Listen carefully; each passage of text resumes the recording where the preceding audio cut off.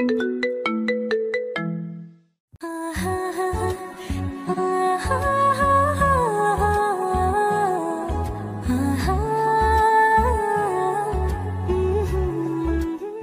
Uncle, এরাই আমার মাম্মাম পাপা।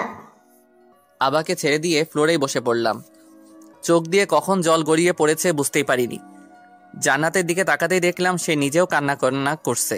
মামুনি, আমাকে চিনতে পারছো? না, তবে কোথায় দেখেছি? দেখেছো? কোথায় দেখেছো? জানি না। ঠিক আছে মা, তোমার ভাবতে হবে না, আর তুমি চিন্তা করো না। আমরা তোমাকে তোমার মাম্মা আর পাপার কাছে পৌঁছে দিব। প্রমিস? প্রমিস মা। জানো আন্টি, শুধু আমার মাম্মাম আমাকে মা বলে, আর আজকে তুমিও বললে। আমাকে কি ছোট মাম্মাম বলবে? কেন? যদি বলো তাহলে তোমাকে অনেক চকলেট এনে দেব। আমার চকলেট খাওয়া বারণ। কেন মা? মাম্মাম বকা দেয়। আর বলবে না। ঠিক আছে, তাহলে তোমাকে আন্টি বলবো না, এখন ছোট মাম্মাম বলবো। মুয়া। কি ফ্রেন্ড, আমাকে ভুলে গেলে? না ফ্রেন্ড। বাহ, তোমার হাসি তো অনেক সুন্দর। দাদুই আমাকে কি বলে জানো? কি বলে মা? আমার হাসি নাকি একদম ছোট পাপার মতো। তাই বুঝি? হ্যাঁ, কিন্তু আমি তাকে কখনো দেখিনি। কথাটা শোনার পরপরই যেন বুকের বাপাসটা ফেটে যেতে লাগলো। নিজের ভাতিজিকে ছোট থেকে আদর করা দূরের কথাটাই বলতে পারিনি। চোখ দিয়ে অনবরত নোনা জল পড়ছে। তাদের মাঝে কি বলবো সেটাও বুঝতে পারছি না। এ যেন একদম বাকরুদ্ধ হয়ে গেছি। একদম জান্নাতের কথাই ঘোর কাটলো। কান্না করছো কেন? কান্না না, চোখে কিছু একটা পড়েছে। আমার কাছেও লুকাচ্ছ? কি করব জান্নাত, মনে হচ্ছে আমার অনেক বড় ভুল হয়ে গেছে। ভাইয়া ভাবি তো আমার উপর রাগ করেনি, তাহলে কেন আমি ওনাদের মেয়েকে আদর করতে পারিনি? কেন তাকে কোলে নিয়ে ঘুরতে পারিনি? জান্নাতকে জড়িয়ে নিয়ে বললাম, চিন্তা করো না, এখন তো করার সময় পেয়েছো। না, পাইনি। মানে?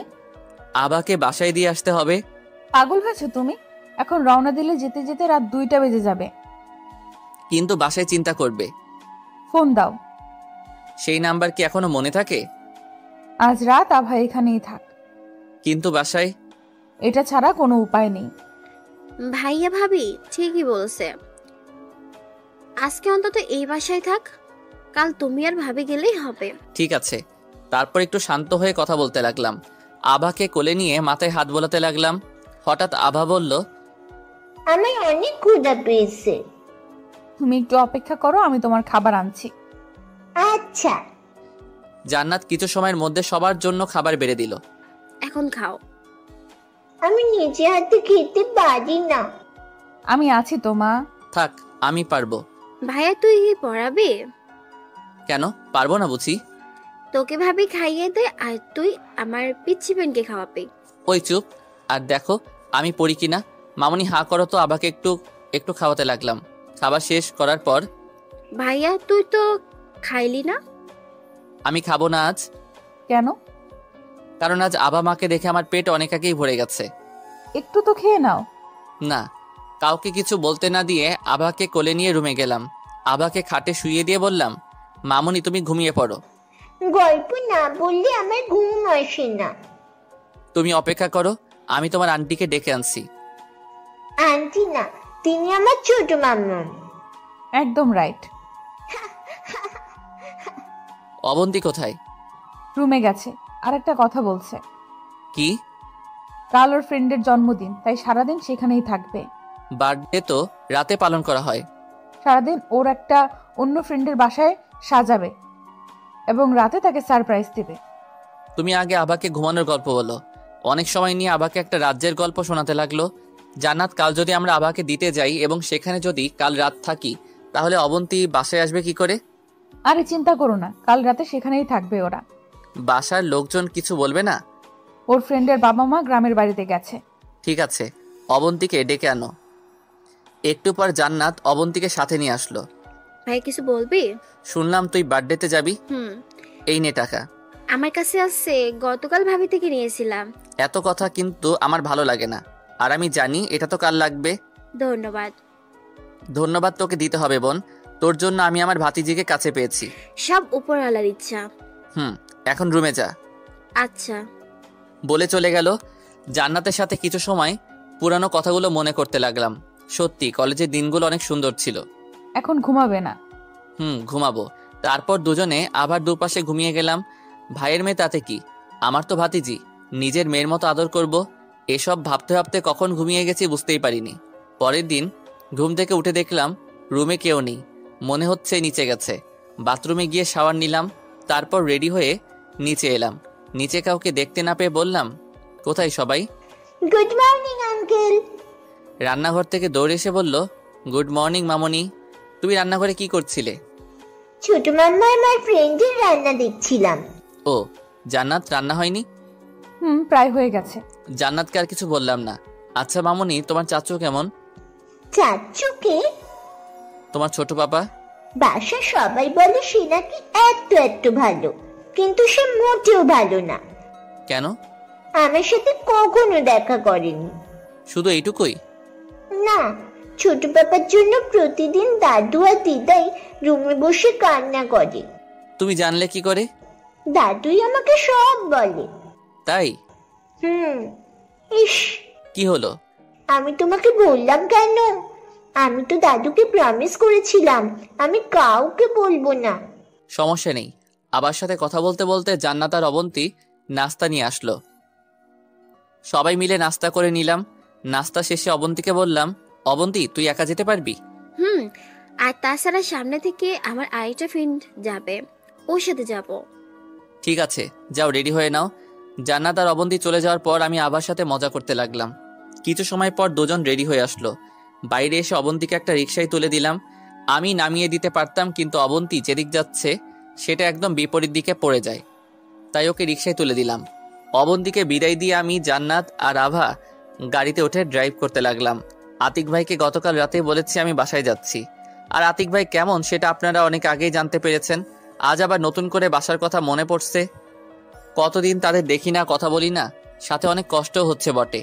সামান্য একটা ঘটনার জন্য আমরা এত দূরে চলে আসছি। সবার সাথে সম্পর্ক ছিন্ন করে এসেছিলাম অচেনা এক জায়গায়। কি ভাবছো? কিছু না। যদি আব্বু আম্মু আবার অপমান করে? করবে। আমরা তো সেখানে থাকতে যাচ্ছি না, আবাকে দিয়ে চলে আসব। প্রায় 5 ঘন্টা ড্রাইভ করার পর সেই চিরচেনা এলাকায় আসলাম। আগের থেকে অনেক কিছু বদলে গেছে, কিন্তু এটাই যে আমার বেড়ে ওঠার স্থান, সেটাকে কি করে ভুলে যাই। বাসার সামনে আসতেই বুকের বাঁ পাশটা কেঁপে উঠল। অজানা একটা ভয় কাজ করছে। আভা এত সময় ঘুমিয়েছিল, কিন্তু বাসার সামনে আসতেই জেগে উঠেছে। সেই রহিম চাচাই এখনো দারোয়ান রয়েছে। রহিম চাচাকে সালাম দেওয়ার পর আমাকে দেখে সাথে সাথে বাসার গেট খুলে দিল। গাড়িটা পার্ক করে নামলাম। আবা জান্নাতের কোলে। জান্নাতকে সাথে নিয়ে বাসার ভিতরে যেতেই দেখলাম ভাবি আর আম্মু কান্না করছে। আমাদের এখনো দেখেননি। হঠাৎ আভা জান্নাতের কোল থেকে নেমে বলল, মাম্মাম। আভাকে দেখে সবাই রীতিমতো অবাক হয়ে তাকিয়ে আছে। মা, তুমি কোথায় ছিলে? মাম্মাম, আমি হারিয়ে গেছিলাম। আমাকে ওই আঙ্কেল আন্টি পেয়েছিল। কথাটি বলার পর সবাই আমাদের দিকে তাকালো। তারা যেন নিজের চোখটাকেও বিশ্বাস করতে পারছেন না। আর পারবেই বা কি করে, প্রায় 4-5 বছর পর তাদের সামনে এসে দাঁড়িয়ে আছি। আম্মু আব্বু ভাইয়া আমাদের দেখে দাঁড়িয়ে গেল। নিলয়, তুই? মাম্মাম, তুমি ওই আঙ্কেলটাকে চেনো? চিনি মা, উনি তোমার ছোট পাপা। আব্বু আম্মুর দিকে দেখলাম, তারা চোখ দিয়ে অনবরত নোনা জল ফেলেই চলেছে। ভাই তুই আসছিস? আবাকে দিতে আসছিলাম। পার্কে ওকে একা পাওয়ার পর বাসায় নিয়ে যাই। সেখানে আপনাদের সবার ছবি টাঙানো থাকায় আপনাদের দেখে চিনে ফেলি। তুই আমাদের আপনি করে বলছিস কেন? অনিচ্ছা সত্ত্বেও বলতে হচ্ছে। জান্নাত চলো। দাঁড়াও। সামনের দিকে এগিয়ে গিয়ে আব্বু আম্মুকে সালাম করে নিল। আর আপনি, সেদিন কি ঘটেছিল সেটা জানার জন্য একটু মন চাইনি? আমি আপনার ছেলে। আপনার ছেলে হয়ে আমি কি করে ওই ধরনের নোংরা কাজ করতে পারতাম? জান্নাতের ফ্রেন্ডের বাসায় গিয়েছিলাম সেদিন, কোনো নোংরামি কাজের জন্য না। কথাগুলো বলার পর আব্বু আমার দিকে এগিয়ে এসে কষে 2টা থাপ্পড় মারল। আমি তোর থেকে সেসব জানতে চেয়েছি?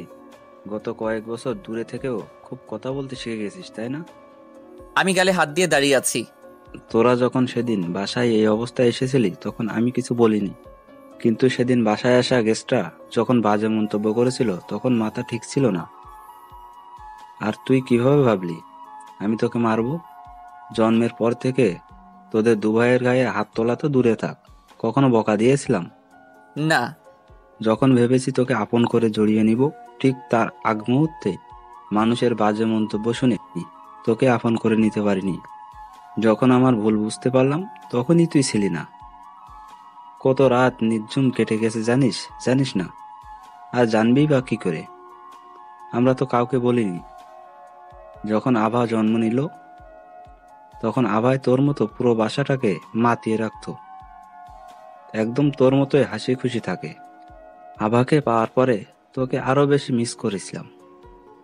তোর কথা সব আভাকে বলতাম, আর তুই আজ আমাকে আপনি করে বলছিস। কথাগুলো বলে আব্বু সোফার উপর বসে গেল। আম্মু, ভাইয়া আর ভাবি আভাকে কোলে নিয়ে আমাদের কাছে এলো। প্লিজ বাবা, আমাদের ক্ষমা করে দে। কি বলছো এসব? হ্যাঁ, আমাদের ভুল হয়ে গেছে। প্লিজ আমাদের মাফ করে দে। যদি চাস তাহলে আমি তোর সামনে মাথা নিচু করছি। আম্মু প্লিজ থামো। আর তোমাদের উপর আমার কোনো রাগ বা অভিমান নেই। তাহলে আর বাসা ছেড়ে বল যাবি না? হ্যাঁ নিলয়, নীল ঠিকই বলছে। কিন্তু আম্মু, আমাদের সাথে আরেকজন আছে যে এখানে আসতে পারিনি, আর ওকে ছাড়া আমরা এখানে থাকতে পারবো না। আমার সেই ফ্রেন্ড। মাম্মাম জানো, সেই ফ্রেন্ডটা অনেক কিউট। তাই? আর প্রথমে সেই ফ্রেন্ডটার সাথেই আমার প্রথম দেখা হয়েছিল। তারপর আভা অনেক কিছুই বলতে লাগলো। হঠাৎ আম্মু জড়িয়ে ধরে বলল, প্লিজ বাবা, যাস না আমাদের ছেড়ে। কিন্তু অবন্তী, সেও এই বাসায় থাকবে। আব্বুর কথা শোনার পর আর না করলাম না। এছাড়া আর কতদিন আপনজনদের ছেড়ে থাকবো? তাই হ্যাঁ, সম্মতি দিলাম। জানিস নিলয়, আজ আমি অনেক খুশি। আর আমি পর হয়ে গেছি। না রে মা, তুই কেন পর হবি? আর তুইও আমাকে ক্ষমা করিস। তোদের সাথে অনেক অন্যায় করেছি রে। মায়ের কাছে বাবা যদি ক্ষমা চায় তাহলে আল্লাহ আমাকে অনেক পাপ দেবে। এখন আর কোনো রাগ অভিমান নেই। আর পরিবারের সাথে রাগ অভিমান করে থেকে কথা বলা বন্ধ করে চলে যাব, সেটা আমি বা জান্নাত না। সবার সাথে আরো কিছু সময় কথা বলে রুমে গেলাম। রুমে গিয়ে অনেক অবাক হলাম। সে আগের মতোই সাজানো গোছানো রয়েছে, মাঝে মাঝে হয়তো পরিষ্কার করা হয়। রুমে এসে ফ্রেশ হয়ে নিলাম। দুজনে ফ্রেশ হয়ে রুমে বসে আছি। হঠাৎ ভাবি রুমে আসলো। থ্যাঙ্কস নিলয়, তুই যদি না থাকতে তাহলে আমার মেয়েটাকে হয়তো আর খুঁজেই পেতাম না। কান্না করে আর জড়িয়ে ধরে বলল, ভাবি শান্ত হও। আর আমি যেটুকু করেছি তার থেকেও বেশি করেছে আমার বোন। তোর বোন মানে? তোর বড় কোনো বোন আছে নাকি? বড় না, ছোট। বাসায় এসে তো দেখিনি। আব্বু আম্মুর নিজের মেয়ে না। তাহলে? খাবার খেতে খেতে বলি। চল জান্নাত, চল। নিচে আসতে দেখলাম সবাই খাবার টেবিলে বসে আছে। আমিও বসলাম। আঙ্কেল, তুমিও আমাদের সাথেই থাকবে? আভা, এটা আঙ্কেল না, তোমার ছোট পাপা। কি? ছোট পাপা? কিন্তু ছোট পাপা তুমি অনেক পচা। তাই কেন শুনি? আমাকে মাত্র একদিন আদর করেছো। এখন থেকে প্রতিদিন করব। প্রমিস? প্রমিস। এখন চুপ করে দুজন খা। দেখো বুড়ি, তুমি আমার আর ছোট বাবার মাঝে কথা বলবে না। এখন বুড়ি, আর এতদিন কি ছিলাম? আমার কিউট ছিলে, তাহলে বুড়ি হলাম কি করে? এই যে আমাদের মাঝে কথা বলে। আবার কথা শুনে সবাই হাসতে শুরু করলো। খাওয়া দাওয়া শেষ করে সবাই সোফার উপর বসতেই ভাবি বলল, নিলয়, এখন বল, কে তোর বোন? বোন? বোন। নীলের মা, তোমার ছোট ছেলে পাগল হয়ে গেছে, ওকে মেন্টাল হসপিটালে নিতে হবে। না আব্বু, ও ঠিক বলেছে। আরে আমার কোনো মেয়েই তো নেই, যা আছে সেটা হলি তুই আর অরিতা। তোমাদের মেয়ে না আম্মু, আমরা ওকে পেয়েছিলাম, সেই থেকেই আমাদের বাসায়। ভালো করে বল। আমরা দুজন একদিন পার্কে ঘুরতে যাই।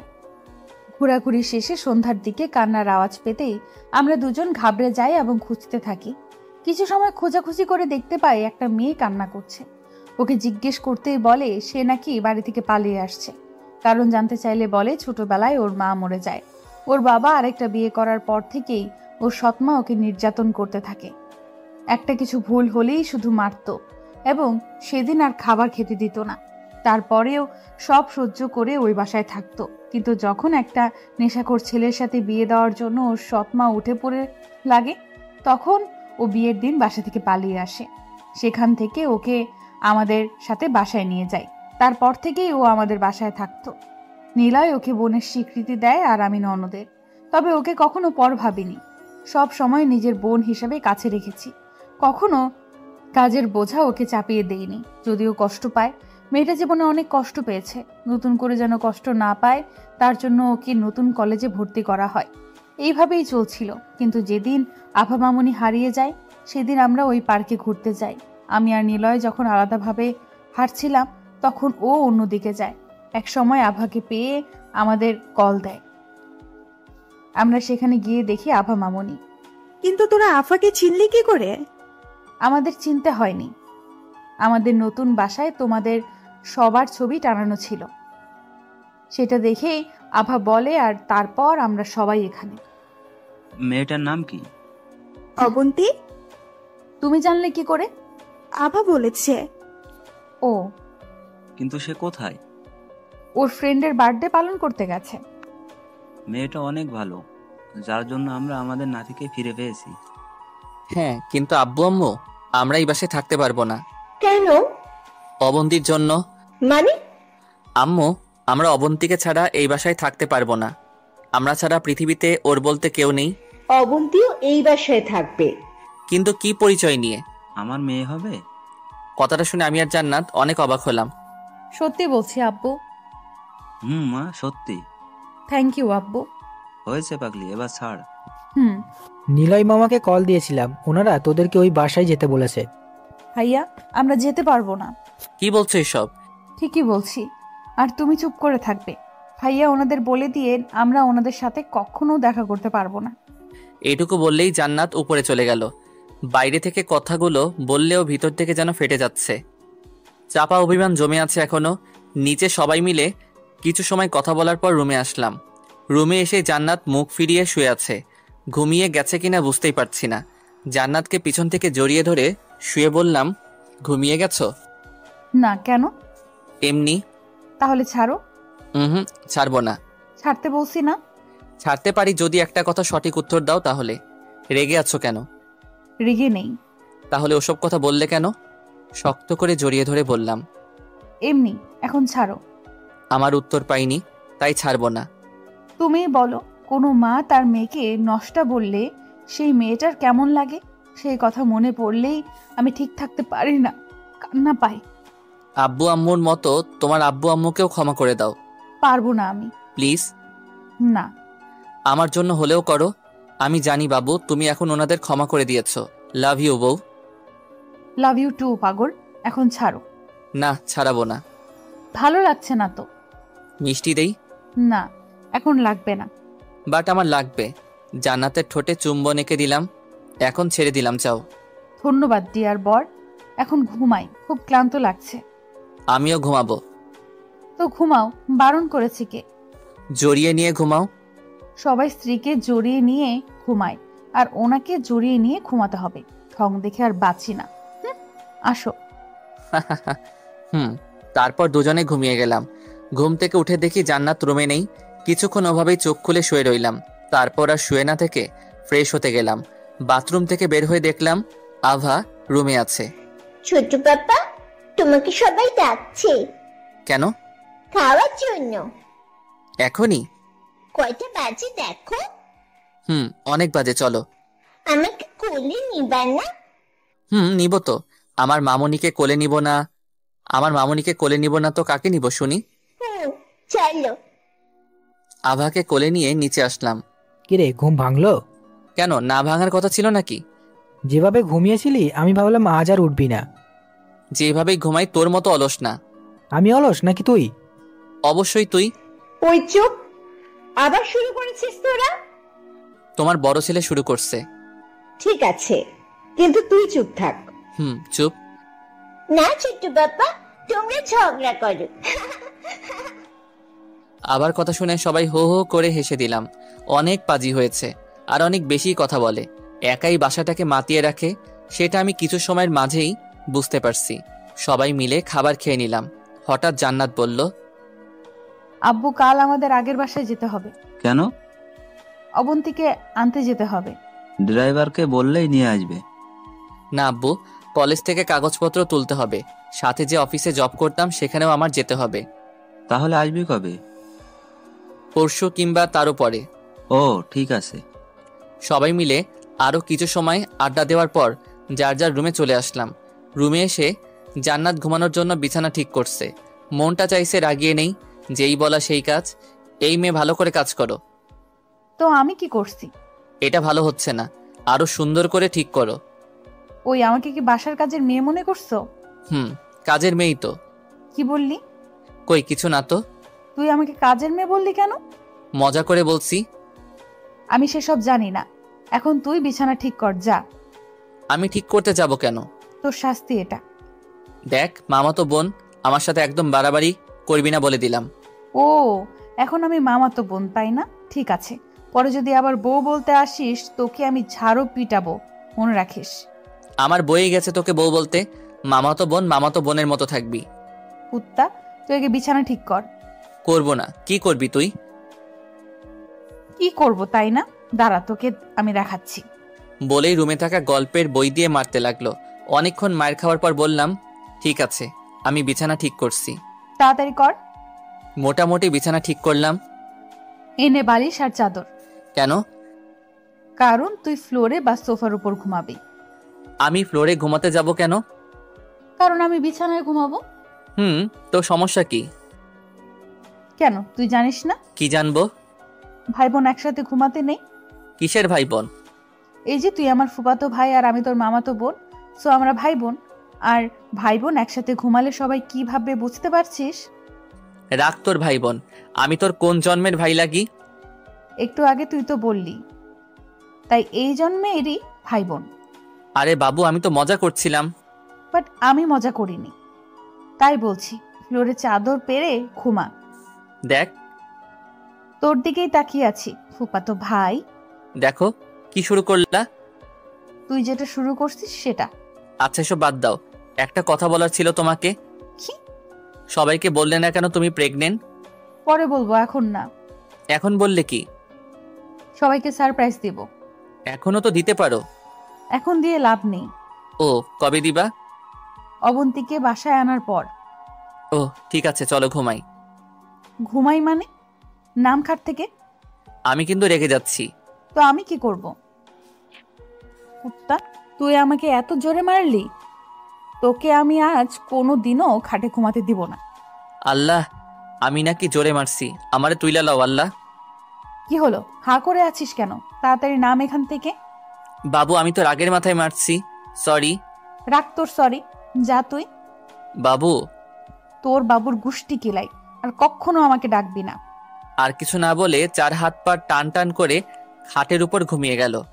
ঘুমাবি ঘুমা, একটু পাশ ফিরে ঘুমালে কি হয়? শালার কেন যে থাপ্পড় দিতে গেলাম। সোফার একপাশে চাদর আর বালিশ ছুঁড়ে মেরে বসে পড়লাম। বউরে, তোকে ছাড়া কি আমি থাকতে পারি বল? আর আজ তুই আমাকে সোফার উপর ঘুমাতে দিলি। তোর মনে কি দয়া মায়া নাই?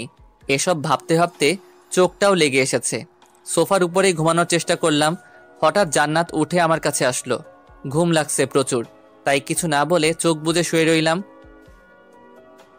থাপ্পড় খেয়ে লাফ দিয়ে উঠলাম। মেজাজটা পুরাই 420 গরম হয়ে গেল। জান্নাতের দিকে তাকাতেই দেখলাম মিটমিট করে হাসছে। মারলি কেন? ঘুমাতে চল। তো আমি এখানে কি করছি? এখানে না, খাটে চলো। যাব না। বাবু রাগ করছো? ওই কে তোর বাবু? আমি তোর ফুফাতো ভাই, আর 1 বছরের বড়, তাই আপনি করে বলবি। ঠেকা পড়ছে আপনি করে বলার। চলো না, আমার খুব ঘুম পাচ্ছে। তো ঘুমা। তুমিও চলো। যাব না। কেন? আমাকে থাপ্পড় মারলি কেন? আমাকে মারছিলা কেন? সামনে থেকে সর। মেজাজ খারাপ কিন্তু গরম হয়ে গেছে। ঘুমের মধ্যে তোকে একটা থাপ্পড় দেই, দেখিস কেমন লাগে। ঠিক আছে, মারো। মা।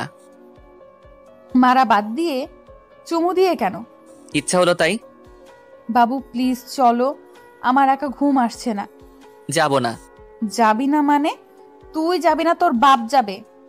জোর করে টানতে টানতে খাটের উপরে নিয়ে গেল। এখন আমাকে জড়িয়ে নিয়ে ঘুমাও।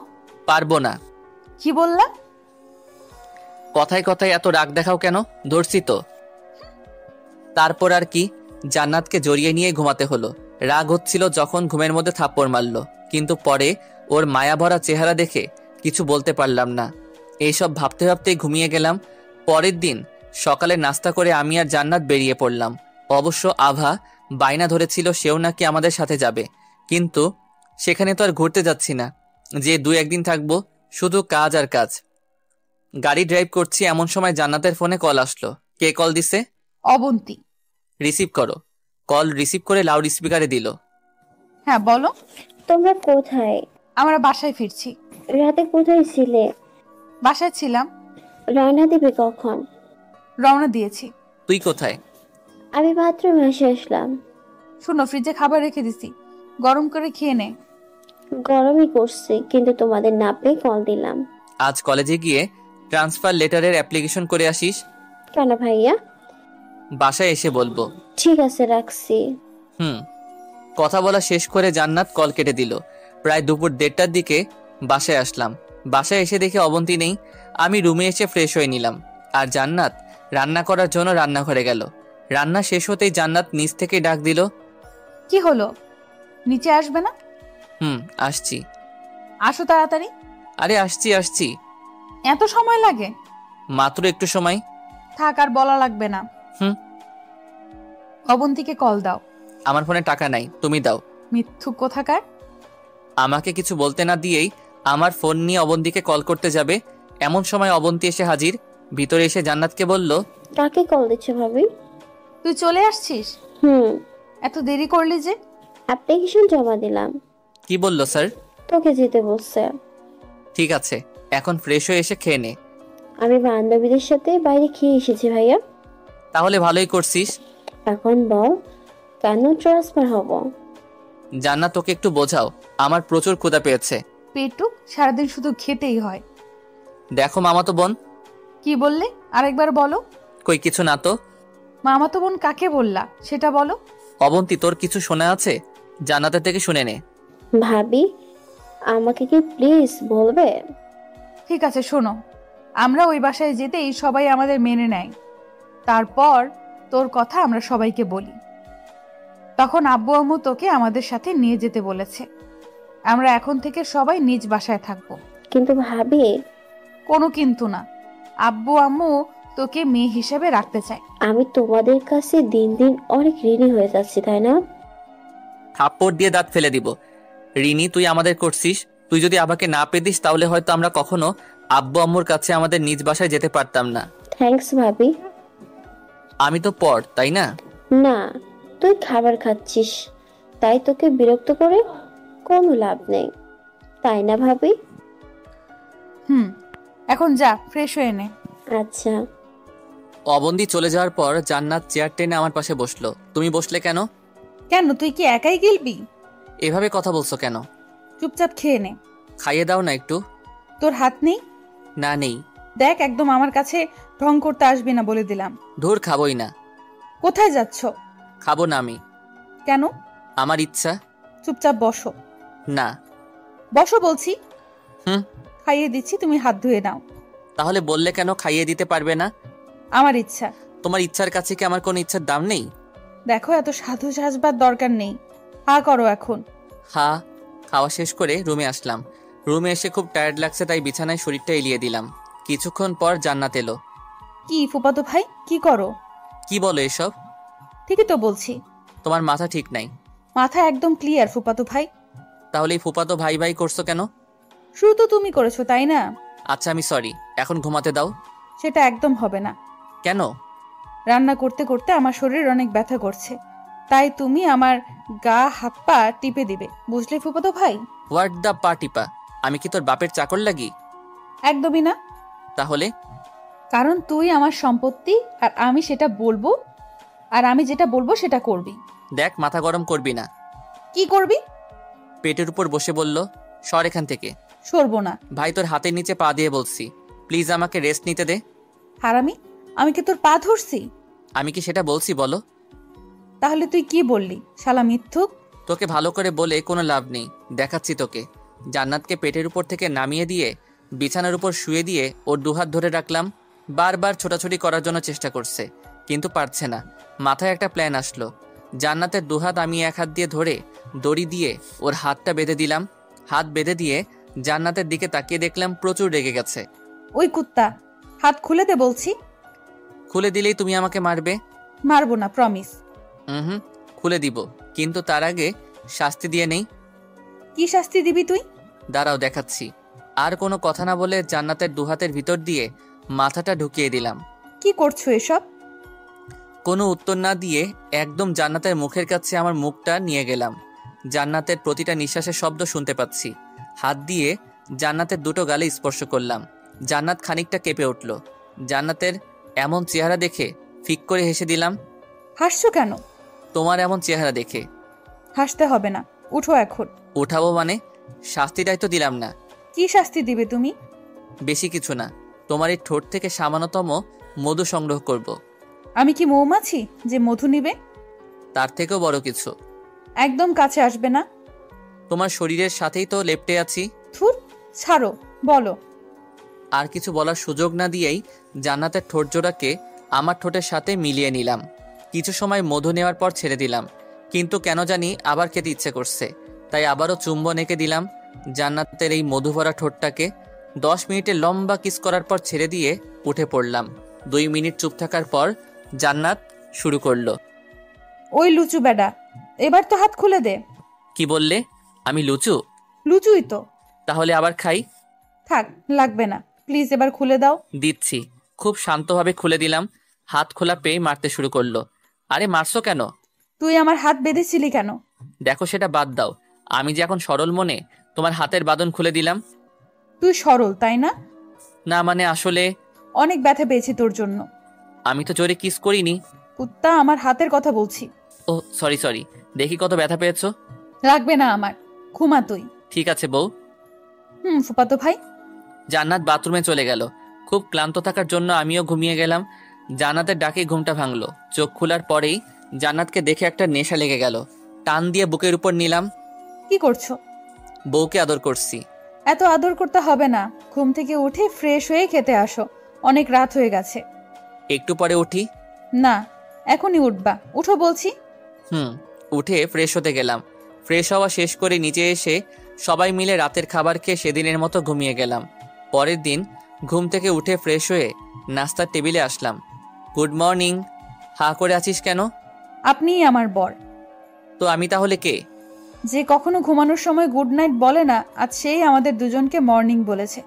অবাক তো হবই, তাই না? এই বাসায় থাকবই হয়তো আজ আর কাল, তাই একটু নিয়ম নীতি মেনে চলি। ভাইয়া, তুই নিয়ম নীতি ফলো করিস? কেন করতে পারি না মনে হয়? পারিস, বাট কি? হাসি পাচ্ছে আমাদের। বেশি হেসো না, পরে দাঁত পড়ে যাবে। চুপ থাকো। চুপ। এখন তুমি আমাকে খাইয়ে দিবে, সাথে তুমিও খাবে। আমার ঠেকা পড়ছে। খাওয়া দিবে না? চুপ, এখানে অবন্তীও আছে। অবন্তী রয়েছে তো কি? আমি পারবো না। থুর, নাও হা করো। এই তো শোনাবো। জান্নাত খাইয়ে দিতে লাগলো। তুমিও চলো। কোথায় যাব? অবন্তীর কলেজ থেকে আমার অফিসে। না থাক। কেন? জান্নাতের আজ শেষ দিন, তাই বান্ধবীদের সাথে একটু মজা করবে। আর তুমিও আজ লাস্ট অফিসে যাচ্ছ, সবাইকে সময় দিবা। সেখানে আমি গিয়ে কি করব শুনি? তোমার মাথায় এত বুদ্ধি কোথা থেকে আসে? আসে কোথাও থেকে, দেখি হা করো। নাস্তা করে জান্নাতকে বলে আমি আর অবন্তী প্রথমে ওর কলেজে গেলাম। কলেজে গিয়ে দুজন প্রথমে স্যারের রুমে গেলাম। স্যার আসবো? আসো, বসুন। ধন্যবাদ। মিস্টার নিলয়, আপনার বোনের জন্য কি সত্যি ট্রান্সফার নিতে চাইছেন? জি স্যার। কলেজে কি কোনো সমস্যা হয়েছে? হলে বলতে পারেন। না স্যার, তেমন কিছু না। জবের জন্য এতদিন এই শহরে ছিলাম, কিন্তু এখন বাসায় ফিরে যাচ্ছি। ও, তাহলে ঠিক আছে, আপনি আগামীকাল ট্রান্সফার লেটার পেয়ে যাবেন। স্যার আজ দেওয়া যাবে না? সেটার জন্য দুঃখিত, তবে তবে আগামীকাল ইনশাল্লাহ পেয়ে যাবেন। ঠিক আছে, এখন আসি স্যার। স্যারের রুম থেকে বের হয়ে অবন্তীকে বললাম, তুই আজ কলেজে থাক। তবে ভাইয়া, বাসায় যেতে একটু লেট হবে। সমস্যা নেই, আর এই নে। এটা লাগবে না, আমার কাছে আছে। সাবধানে যেও ভাইয়া। তুই সাবধানে বাসায় যাস। অবন্তীর থেকে বিদায় নিয়ে অফিসে রওনা দিলাম। অফিসে গিয়ে সোজা আতিক ভাইয়ের রুমে গেলাম। ভাই আসবো? আই, বস এখানে। ভাইয়া আমি অফিস ছেড়ে দিচ্ছি। মানে আর অফিসে আসা হবে না। কিন্তু কেন? সব বললাম। আলহামদুলিল্লাহ, সব ঠিক হয়েছে, এটাই অনেক। সেটাই। ভাই পরশু আমরা বাসা ছেড়ে দিচ্ছি, আর এই যে গাড়ির চাবি। গাড়ি লাগবে না, এটা তোর উপহার হিসেবে রেখে দে। ভাই এত গাড়ি দিয়ে কি করব? আমার স্মৃতি হিসেবে রেখে দে। কিন্তু কোনো কিন্তু না, তুই যদি আমাকে ভাই মনে করিস তাহলে এটা নিবি। ভাই তাহলে তুই আমাকে ভাই ভাবিস না? ভাবি তো। তাহলে নে। ঠিক আছে। এখন চল। কোথায়? সবাইকে বলতে হবে না। চলো। বাইরে এসে সবার সাথে কথা বলতে বলতে প্রায় দুপুর হয়ে গেল। বাসায় আসবো তখন আরোহী আর রুবেলের সাথে দেখা। কিরে, কি অবস্থা? এই তো ভালো। সত্যি আমাদের ছেড়ে চলে যাবে? ছেড়ে যেতে চাইনি, কিন্তু আমার যেতেই হবে। আব্বু আম্মু না হলে রাগ করবে। আজকেই চলে যাবে? না, কাল যাব। ও, সাবধানে যেও। ভালো থেকো তোমরা। তুইও। ওদের সাথে কথা অনেক সময় ধরে আড্ডা দেওয়ার পর অফিসের বাইরে এলাম। অফিস থেকে বের হয়ে আব্বুকে কল দিলাম। আব্বু, গাড়ি পাঠিয়ে দিতে হবে না? কেন? আতিক ভাই জোর করে গাড়ি দিল। কিন্তু সেটা তো অফিসের জন্য ছিল। বলেছিলাম, কিন্তু আমি যেন তাকে ভুলে না যাই, তাই রেখে দিতে বলছে। ঠিক আছে, তোরা ফিরছিস কবে? কাল রওনা দিব। আমার মেয়েকে দেখে আনিস। জান্নাতকে আমি না, সে নিজেই আমাকে দেখে নিয়ে যাবে। জান্নাতের কথা বলছি না, কারণ জান্নাত অনেক অ্যাক্টিভ মেয়ে। আমি আমার নতুন মেয়ে অবন্তীর কথা বলছি। সেটা নিয়ে চিন্তা করো না। রাখছি এখন। আচ্ছা। আব্বুর সাথে কথা বলে গাড়িতে উঠে ড্রাইভ করতে লাগলাম। জিনিসপত্র বলতে জামা কাপড় আর আমাদের সব থেকে প্রিয় জিনিসগুলো গোছাতে লাগলাম, কারণ সেগুলো কাল নিয়ে যেতে হবে। সারাদিন সবকিছু গোছাতেই পার হয়ে গেল। পরের দিন নাস্তা করে কলেজে গেলাম। সেখান থেকে ট্রান্সফার লেটার কালেক্ট করে বিদায় নিলাম এই চিরচেনা শহর থেকে। অনেক মায়া জন্মে গেছে এই শহরটার প্রতি। এখানকার পরিবেশ, মানুষজন সবকিছুকেই আয়ত্তে নিয়ে এসেছিলাম, আর আজ সেখান থেকে বিদায় নিচ্ছি। জানি না কখন আসা হবে কিনা, কিন্তু অনেক মিস করবো এই শহরটাকে। এইসব ভাবতে ভাবতেই ড্রাইভ করতে লাগলাম। কি ভাবছো? কিছু না তো। বললে কি হবে? তেমন কিছু না। শহরটাকে অনেক মিস করছে, তাই না ভাইয়া? তুই জানলি কি করে? কারণ আমি অনেক মিস করছি। এই শহরে থেকে ফেরেশতার মতো ভাই পেয়েছি, পেয়েছি বন্ধুর মতো ভাবি, পেয়েছি নিজের ইচ্ছে মতো চলার সুযোগ সুবিধা। থাক, এসব বাদ দে। ঠিক আছে। আমরা একটু ভুল করে ফেলেছি। কি? কিছুই না। পাগলি কোথাকার। তুমি পাগল। আমি পাগল আর তুমি পাগলি। শুরু হলো ঝগড়া। তবে এটা ভালোবাসার ঝগড়া। এভাবে কথা বলতে বলতে বাসায় চলে এলাম, কিন্তু বাসাটাকে দেখে অনেক আশ্চর্য হলাম, কারণ বাসাটা অনেক সুন্দর করে সাজানো হয়েছে। যে কেউ দেখে বলতে পারবে সেখানে কোনো অনুষ্ঠান হবে। জান্নাত, বাসা এত সুন্দর করে সাজানো কেন? কোনো পার্টি আছে হয়তো। কিসের জন্য? আমরা আসছি তাই? জি না, পাগল। তাহলে? আভামনির বার্থডে। তুমি জানলে কি করে? আমি কিভাবে জানবো? তাহলে বললে কেন? আইডিয়া থেকে বললাম। ও, নামো। অবন্তী, আয় আমার সাথে। দুজন নামার পর গাড়িটা পার্ক করে নিলাম। পার্ক করার সময়ের মধ্যেই জান্নাত আর অবন্তী বাসার ভিতরে চলে গেল। আমিও আর বাইরে না থেকে ভিতরে গেলাম। ভিতরে আসতে দেখলাম জান্নাত অবন্তীকে সবার সাথে পরিচয় করিয়ে দিচ্ছে। লক্ষ্মী একটা মেয়ে।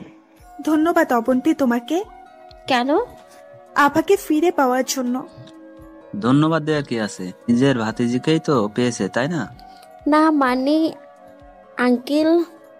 খবরদার আঙ্কেল বলবি না, আব্বু বলে ডাকবি, কারণ তুই আমার একমাত্র মেয়ে। এখন আমরা বড় হয়ে গেছি, তাই না? পর হবে কেন?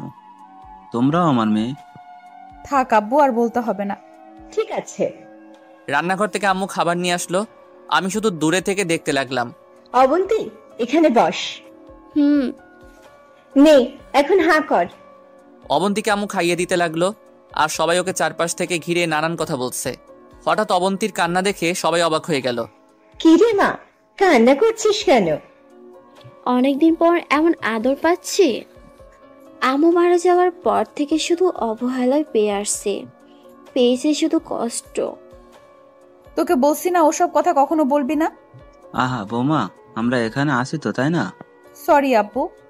দেখো মা, সেসব তোমার জীবনের অতীত ছিল, আর অতীতকে ভুলে যে ভালো থাকতে পারে সেই প্রকৃত সুখী থাকতে পারে। আর কান্না করিস না, খাবারটুকু খেয়ে নে। জানো ফ্রেন্ড, এই বাসাটা কেন সাজানো হয়েছে? অবন্তীর কাছে গিয়ে বলল আভা। আভা, এ তোমার ফুপু হয়, এখন থেকে আন্টি করে বলবা। কিন্তু আমরা বন্ধুত্ব করেছিলাম। করেছিলে, বাট এখন। ভাবি সময় হলে ঠিক হয়ে যাবে। এবার যেটা ইচ্ছে সেটা বলুক। কিছু সময় কথা বলার পর জান্নাত বলল, আব্বু আজকে অফিসের কোনো পার্টি আছে? না তো। তাহলে কি আবার জন্মদিন? না তো। এসব কেন বলছিস বলতো? বাসাকে এত সুন্দর করে সাজানো হয়েছে তাই বলছি। এটা তো অবন্তীর জন্য সাজানো হয়েছে। মানে? কারণ আব্বু আম্মু তাদের মেয়েকে খুঁজে পেয়েছে তাই, আর তোদের দুজনের জন্য। কথাটি শুনতেই জান্নাত আর অবন্তীর মুখে হাসি ফুটে উঠল। আমি নিজেও এক চিলতে হেসে দিলাম। কি অবন্তীর মা, খুশি তো? অনেক বেশি খুশি আব্বু। সবার কথা বলা দেখে নিজে নিজেই হাসছি। অচেনা অজানা একটা মেয়েকে কত সহজে আপন করে নিল। এতদিন দূরে থেকে আব্বু আম্মুকে না জানি মনের অজান্তেই কষ্ট দিয়ে ফেলেছি। সরি আব্বু আম্মু, নিজে নিজেই মনের ভিতর কথাগুলো বলছি। হঠাৎ কারো ডাকে বাস্তবতায় ফিরলাম। তুমি ওখানে দাঁড়িয়ে আছো কেন? এই না মানে এমনি। এদিকে আসো। সবাই মিলে কিছু সময় গল্প করার পর যার যার মতো রুমে চলে গেল। আমি আর জান্নাত একসাথে রুমে আসলাম। আজ অনেক হ্যাপি লাগছে। কেন? সবকিছু ঠিকঠাক হয়ে গেছে। থাকো, ফ্রেশ হয়ে আসি। আমিও যাব, চলো। আমি যাই তারপর তুমি যেও? না, একসাথে যাব। দূর, আমি যাব না। তুমি যাবে? যাব না। সত্যিই যাবে না? না। চলো বলছি। মারছো কেন? চলো তাহলে। টানতে টানতে বাথরুমে নিয়ে গেল। দিন দিন এত আনরোমান্টিক হয়ে যাচ্ছ কেন? আমি আনরোমান্টিক? তাহলে রোমান্টিকতা দেখাই। এখন ফ্রেশ হয়ে নাও। তোমার চোখগুলো তো খুব সুন্দর হয়েছে। আগে ছিল না বুঝি? ছিল, কিন্তু দেখতে দাও নাই। সরো, আর দেয়া লাগবে না। কেন? তুমি নিজেই তো রোমান্টিক না? তাই এদিকে আসো। বলো। বলবো না, এখন করব। মেয়ে হয়েও করতে পারে। চুপ হারামি, আমি ওটা করার কথা বলছি নাকি? তাহলে কি বলছো? জানার কিছু না বলেই ভালোবাসার পরশে ডুবে গেলাম। বিকেলবেলা আমি আর আবার ছাদে বসে আছি। হঠাৎ অবন্তী ছাদে আসলো। কি রে, তুই এখানে কেন? আব্বু আম্মা এখানে পাঠিয়ে দিয়ে তোকে নিচে যেতে বললো। তুই এখানে থেকে কি করবি? আভামনি তো আছে তাই না? আন্টি। ঠিক আছে, তোরা থাক, আমি যাই। সেখানে আর না থেকে নিচে এলাম। নিচে আসতেই দেখলাম সবাই কাজ করছে। ওই, তুই সাথে কি করছিলি? বসেছিলাম। এখন কাজ কর। আমি কাজ করব কেন? আজ বাসায় একটা অনুষ্ঠান, ভুলে গেছিস? তো তোমার স্বামীকে বলো। আমি এখানে কাজ করছি, তুইও লগে পড়ে যা। আমিও তোর সাথে কাজ করি। ওকে, সাহায্য করা লাগবে না, সে নিজেই পারবে। তোর কাজ তুই কর। ভাবি, দুজন একসাথে কাজ করলে তাড়াতাড়ি হবে আর অনেক সুন্দর হবে। সেটা আমি বুঝবো, তুই আলাদা কাজ কর। দেখ অরিতা, তুই যদি আর একবার বারণ করিস তাহলে তোর গোপন কথা ফাঁস করব। ভাবির কানের কাছে গিয়ে বললাম। কি কি বলবি তুই? বেশি কিছু না, কলেজে আমার সাথে মাঝে মাঝে আমার সাথে যেটা শেয়ার করতি সেটা। থাক ভাই, তোর বলতে হবে না, তুই আর তোর ভাই একসাথে কাজ কর। ধন্যবাদ ভাবিজান, লাভ ইউ। তোর লাভ ইউ এর চাই। ভাবির থেকে চলে এসে ভাইয়ার কাছে আসলাম। তুই আলাদা কাজ করলেও পারতি। আমরাই যদি সব কাজ করি, বাড়ির দুটো বউ আছে কিসের জন্য? কথা খারাপ বলিস নাই। আর তুই অরিতের কানে কানে কি বললি? ভয়ানক সত্যি কথা মনে করে দিয়েছি। কি সত্যি কথা? বলা যাবে না। বল না প্লিজ। বললে কি পাবো? কি চাস? 4টা হার। কি 4টা হার? 4টা কেন? আম্মু, অবন্তী, ভাবি আর জান্নাতের জন্য। ও সরি, 5টা। একটা আভার জন্য। এত কিছু দিতে পারবো না।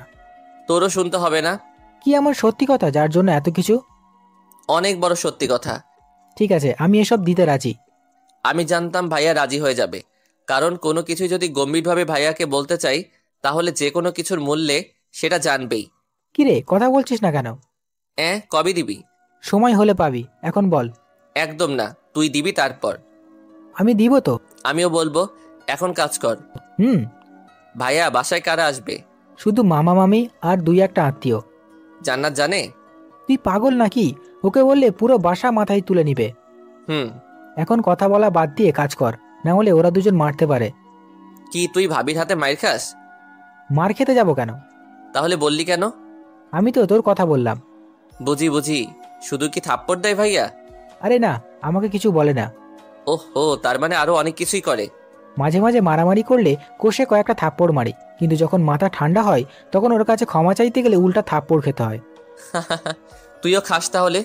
চুপ থাক, তোর মতো না, বিয়ের আগে থেকেই খেয়ে আসছি। ওটা মান না ভাইয়া। ওটাকে ভালোবাসা বলে। জানা আছে কি ভালোবাসা। কিসের ভালোবাসা? ভাবির কথা শুনে আমরা দুজন চুপ হয়ে গেলাম। এত সুন্দর কাজ বাদ দিয়ে কথা বলছিলাম, আর এমন সময় এসে কথা বলার 13টা বাজিয়ে দিল। ধুর। কি হলো, বলছো না কেন? তেমন কিছু না, ভাইয়া তোমাকে কতটা ভালোবাসে সেটাই বলছিল। তা কেমন ভালোবাসো আমাকে? তোর পছন্দের জিনিসটার মতো। ও, ভাইয়া ভাবির পছন্দের জিনিস কি রে? তুই সিক্রেট কথা যেদিন বলবি আমিও সেদিন বলবো। ওকে। দুজন মিলে কাজ করতে লাগলাম। সন্ধ্যার দিকে কাজ শেষ হলো। রুমে গিয়ে ফ্রেশ হয়ে নিলাম। সোফার উপর ফোন টিপসি, তখন কোথা থেকে যেন জান্নাত এসে ফোন কেড়ে নিল।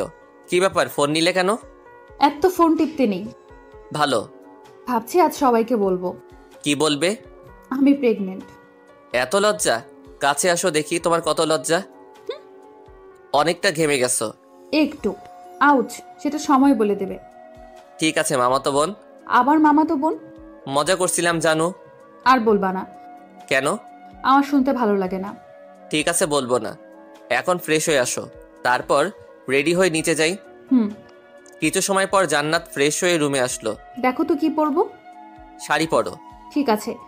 শাড়ি পরা প্রায় শেষ, তখন আবার ডাকলো। আবার কি হলো? শাড়ির কুচি ঠিক করতে হবে। নিজে পারো না? না, পারি না। ঢঙ্গি কোথাকার, এদিকে আসো। শাড়ির কুচি ঠিক করার পর নাও, এটাকে ভিতরে ঢুকিয়ে নাও। তুমি দিয়ে দাও। আজ আবার এত ভালোবাসা কোথা থেকে আসলো শুনি? এত কথা বলো কেন, ভিতরে দিয়ে দাও। কুচিটা জান্নাতের শাড়ির ভিতরে দিতেই কেঁপে ওঠে, আমাকে জড়িয়ে ধরলো। জড়িয়ে ধরে থাকলে দিব কি করে? ওইভাবেই দাও। ছাড়ো আমায়। জড়িয়ে ধরা অবস্থাতেই জান্নাতকে কুচি দিয়ে দিলাম। জান্নাতকে ছাড়িয়ে নিয়ে বললাম, হয়ে গেছে। তুমি রেডি হও। আমি তো রেডি হয়েই আছি। ছি, এটা পরবে? একদম পাগল লাগবে। পাঞ্জাবি পরো। কোনটা পরবো? দাঁড়াও। আলমারি থেকে পাঞ্জাবি খুঁজতে লাগলো। প্রায় 10 মিনিট পর একটা হলুদ কালারের পাঞ্জাবি বের করে নিয়ে আসলো। এটা পরো। পরিয়ে দাও। ঢং, আসো। ড্রেস পরে আমি আর জান্নাত নিচে আসলাম। আগে থেকেই সবাই ছিল, এখন আমরা আসলাম। বাইরের মানুষদের বলা হয়নি। ছোট ফুপু আসছে। কখন আসলে ছোট আন্টি? সেসব বাদ দে, কেমন আছিস? ভালো আছি। চেহারার দিকে একটু নজর দিয়েছিস, একদম শুকিয়ে গেছিস। এখন তোমরাই যত্ন করো, তাহলে আবার আগের মতো হয়ে যাব। তুমি একাই আসছো? না, মাহিয়াও আসছে। কোথায় ও? তোর নতুন বোনের কাছে। ও জান্নাত, এদিকে আসো। বলো। তারপর সবাই মিলে কথা বলতে লাগলাম। উপর থেকে অবন্তীও নিচে চলে আসছে। ছোটখাটো একটা পার্টি ছিল, কেক কাটার, সেটার জন্য সবাই প্রস্তুত হচ্ছি। এমন সময় মামা মামি আসলো। ওনাদেরকে দেখার পর সালাম দিলাম, কিন্তু জান্নাত কিছু বলছে না। কেমন আছিস মা? কথা বলছো না কেন? জান্নাত কিছু না বলে আমাকে ডাক দেখিয়ে উপরে চলে গেল। বুঝতে পারছি মামা মামি অনেক কষ্ট পেয়েছে। মামি তো কান্নাই করে দিল। পরক্ষণে স্বাভাবিক হয়ে মামা বলল, দুলাভাই, মনে হচ্ছে মেয়েটা আমাদের আসাতে খুশি হয়নি, তাই হয়তো মন খারাপ করে উপরে চলে গেল।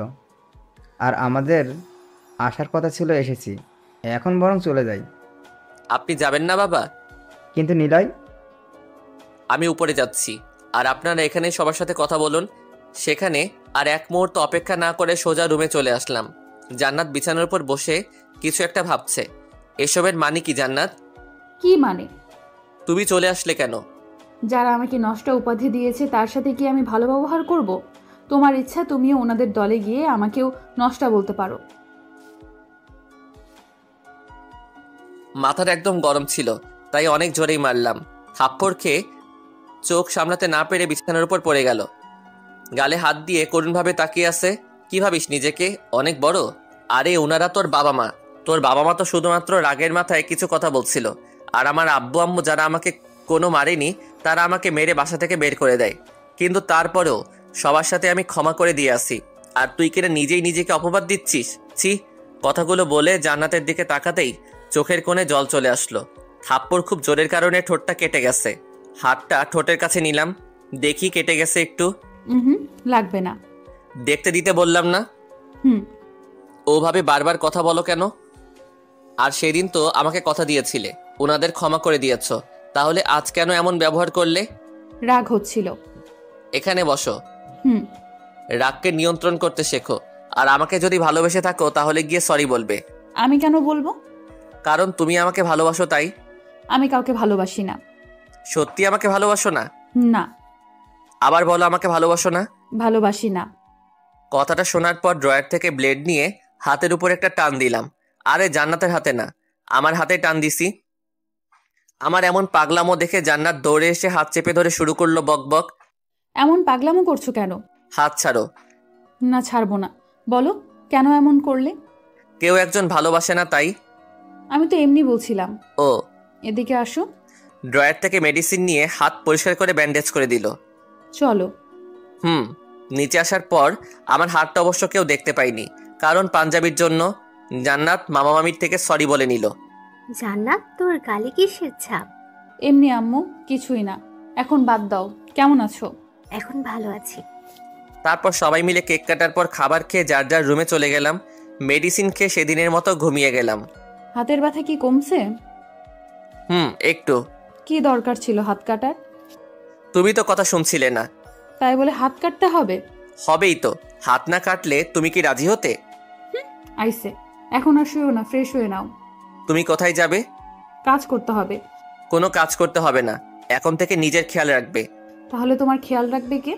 সেটাও রাখবে। চলো। কোথায়? বাথরুমে। না, আমি যাব না। না গেলা, পরে যখন হাতে ঘা হয়ে যাবে তখন বুঝবা কেন সাথে যেতে বলছিলাম। তাহলে চলো। থাক, তোমার যাওয়া লাগবে না মামাতো বোন। ওই আবার মামাতো বোন? দাঁত কালানো বাদ দিয়ে চলো। ঘুম থেকে ওঠার পর জান্নাতের সাথে কথা বললাম। হাতে এখনো প্রচুর ব্যথা আছে, তারপরেও জান্নাতকে বললাম না, পরে আবার কষ্ট পাবে। বাথরুমে এসে জান্নাতই সব করে দিতে লাগলো। আমার মাথায় একটা কথা কাজ করছে না। কি কথা? আমাদের যখন সন্তান হবে তখন তোমাকে কি বলবে, আর আমাকে কি বলবে? আব্বু আম্মু বলবে, তাছাড়া কি বলবে?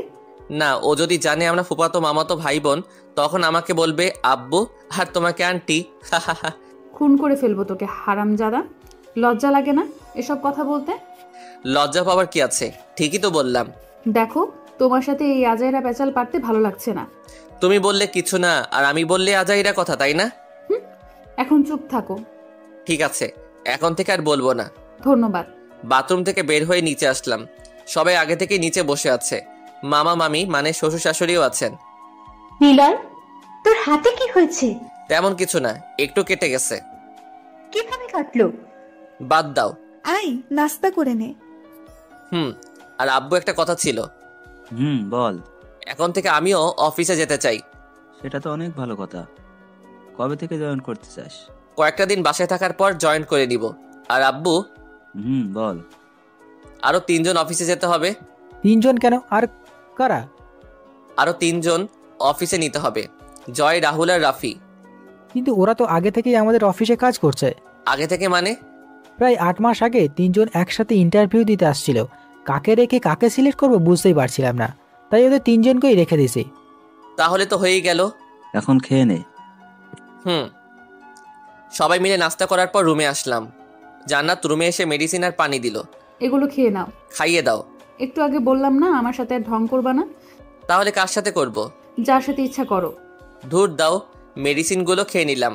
ভাবছি আজ একটু ঘুরতে বের হব, কিন্তু হাতটার জন্য যেতে পারছি না। আভাকে সাথে নিয়ে ছাদে গিয়ে খেলতে লাগলাম।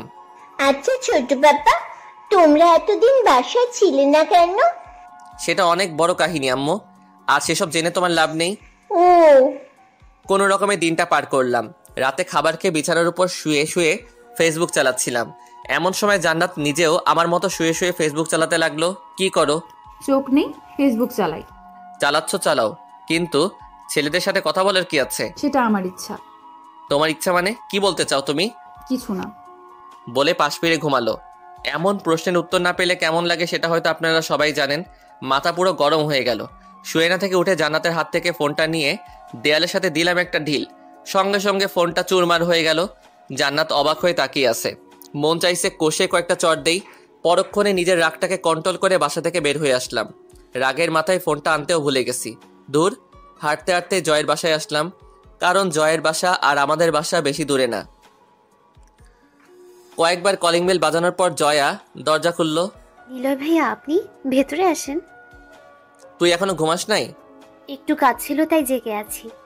জয়কে আসতে বলতো। ভাইয়া তো ঘুমিয়ে গেছে। আমার কথা বল। ঠিক আছে, আর ভেতরে আসেন।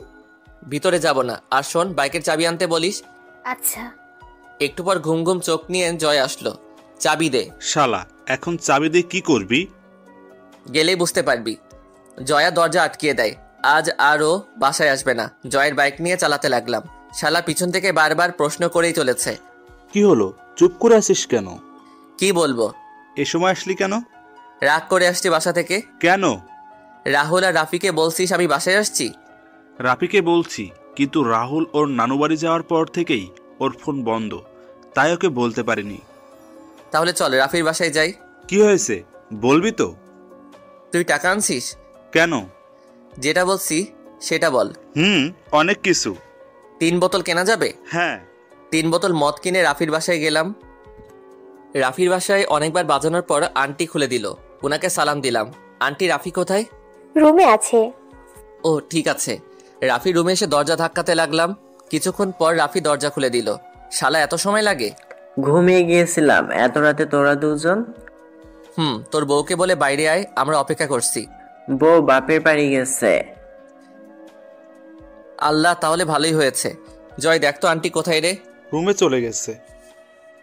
আমার হাতে এগুলো দে। আর তোরা দুজন জাজিমটাকে নিয়ে ছাদে আয়। শালা, পাগল হয়ে গেছিস? তোরা আসবি নাকি আমি বাসা থেকে একা চলে যাব? ঠিক আছে, আমরা আনছি। আমি চাদর আর বালিশ নিয়ে গেলাম। আচ্ছা। ছাদে এসে মোটামুটি বিছানার চাদর পেরে নিলাম। এক ঢোক পেটে পড়তেই মাথাটা ঝাড়িয়ে দিলে উঠলাম। অনেকদিন পর খেলে যা হয়। এখন বল, কি হয়েছে? আরে ওই শালি ফেসবুকে অন্য ছেলেদের সাথে কথা বলে। কে বলে? তুই জানিস না কে? ভাবি। কার সাথে কথা বলে? সেটাই জানতে চেয়েছিলাম, কিন্তু বলেনি, তাই ওর ফোনটা ভেঙে চলে আসছি। ও। যদি একবার জানতে পারি ওর অন্য কোনো ছেলের সাথে সম্পর্ক আছে, তাহলে ওকে আর ওই ছেলেটাকে একদম মেরে দিব। কথা বলতে বলতে 1 বোতল শেষ করলাম। তোরা খাবি না? খাচ্ছি তো। অর্ধেকও তো শেষ করতে পারিস নাই। আস্তে আস্তে খেলে মজা পাওয়া যায়। রাখ তো মজা। রাফির হাত থেকে বোতল নিয়ে ওরটাও শেষ করে দিলাম। মাথাটা দোল খেলছে। তারপরেও নিজেকে ঠিক রাখবার মতো ভাব নিয়ে জয়ের বোতলটা চাইলাম, কিন্তু শালা দিল না। জীবনটা বেদনাময় রে। কখন ঘুমিয়ে গেছি বুঝতেই পারিনি। পরের দিন জয় আর রাফির ডাকে ঘুম থেকে উঠলাম। এত সারের মতো চিল্লানোর কি আছে? শালা উঠ তাড়াতাড়ি, অনেক বেজে গেছে। উঠে কি করব? তার থেকে ভালো তোরাও এখন ঘুমা। আমাদের অফিস যেতে হবে। আজ না গেলি? পাগল নাকি? তোর ভাই আনাদের অফিস থেকে বের করে দিবে। করবে না?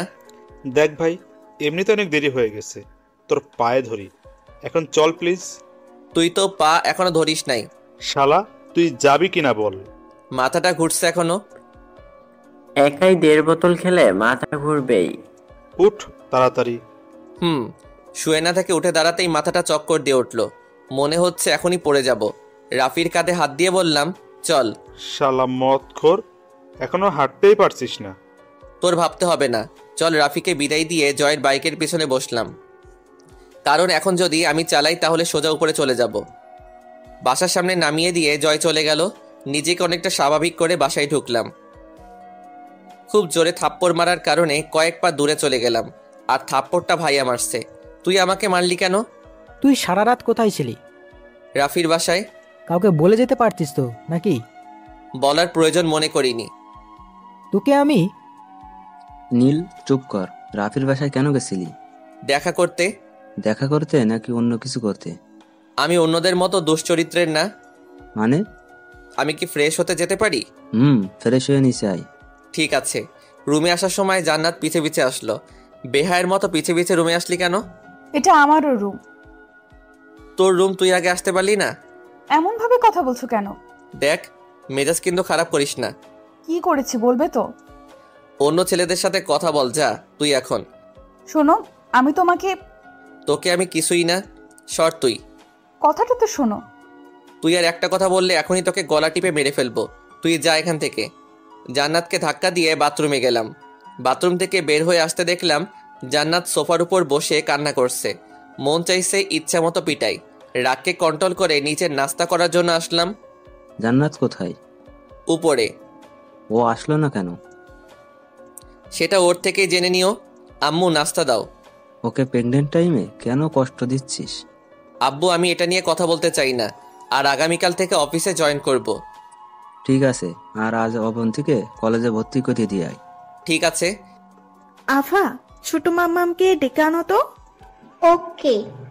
কিছুক্ষণ পর জান্নাত এলো। ওকে দেখেই মাথায় রাগ উঠে গেল। কি না করেছি ওর জন্য, আর এখন ও কি করছে ভাবছেন আমি না দেখে এমন করছি কেন, তাই না? আমি ওর ফোনের স্ক্রিনে তাকিয়ে দেখছিলাম একটা পিচ্চি ছেলের ছবি লাগানো আইডি, তবে নামটা মনে নেই। নাস্তা করার পর রেডি হয়ে অবন্তীকে নিয়ে কলেজে গেলাম। ভাইয়া, তোর আর ভাবির মধ্যে কি হয়েছে? কিছু না। তাহলে তুই গত রাতে বাসায় থেকে চলে গেছিলি কেন? বন্ধুদের সাথে আড্ডা দিতে। ও। তারপর অবন্তীকে ভর্তি করিয়ে বাসায় চলে আসলাম। এখন আর জান্নাতের সাথে তেমন কথা বলি না।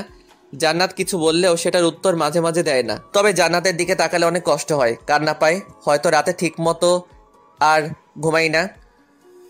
চোখের নিচে কালো দাগ পড়ে গেছে। ঠিক মতো নিজের যত্ন নেই না, যার জন্য অনেক রাগ হয়।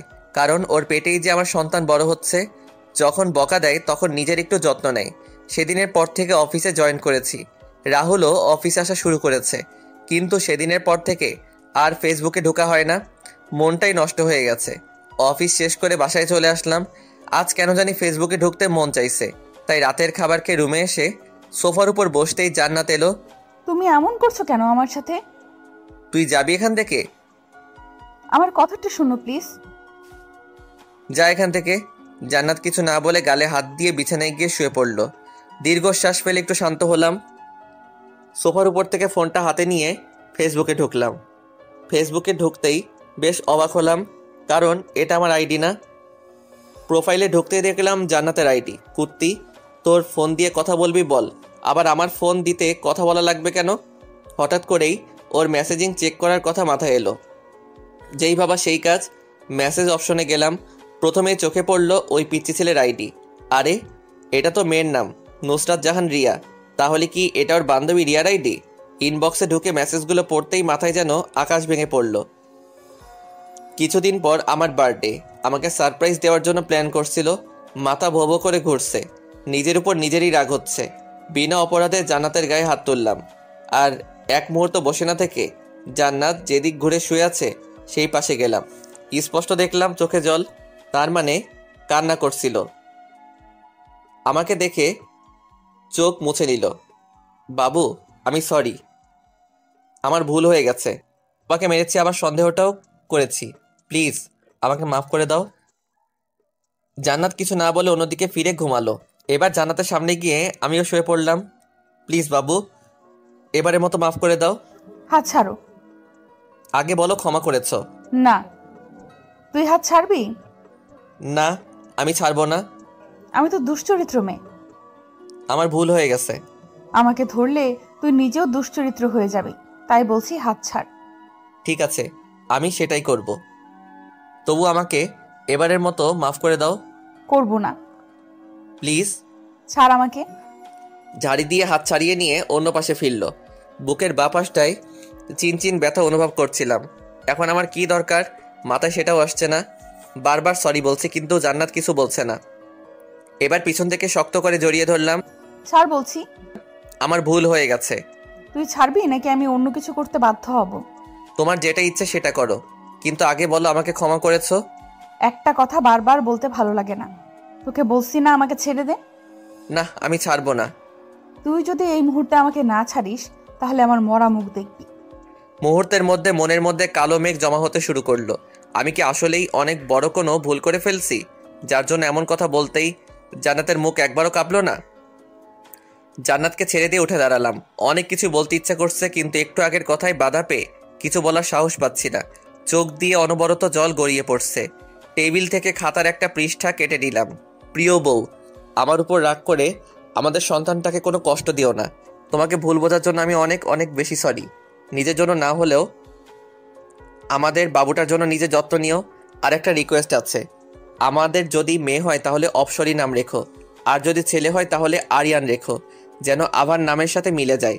হয়তো বাবুটাকে কোলে তুলে আদর করতে পারবো না, কিন্তু দূর আকাশ থেকে ঠিকই তোমাদের জন্য দোয়া করব।